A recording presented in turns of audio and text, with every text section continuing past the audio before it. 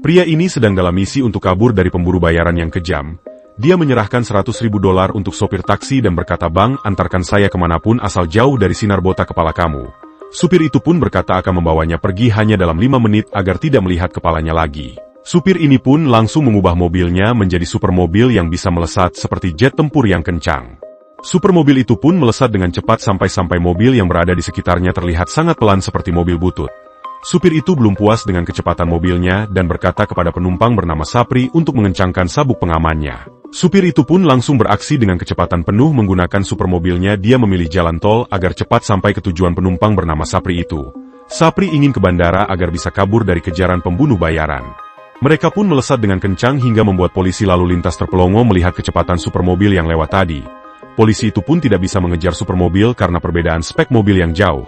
Mereka hanya bisa mengecek speedometer dan boom 299 mil per jam. Supermobil itu pun sedikit oleng karena sangat cepat.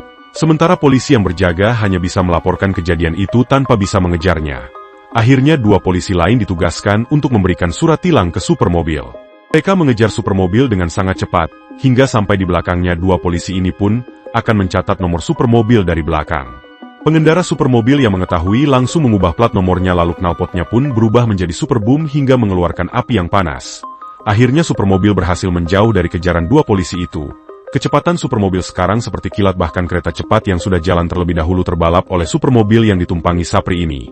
Supir itu berkata jangankan kereta cepat bahkan pesawat pun bertekuk lutut di hadapan supermobilnya. Setelah berkata seperti itu akhirnya mereka sampai di depan bandara dengan supermobil yang mempunyai kecepatan gila ini. Saat supir menghadap ke belakang dia terkejut karena Sapri tidak mabuk saat menumpangi supermobilnya. Biasanya penumpang biasa sudah mabuk bahkan pingsan dengan kecepatan seperti itu.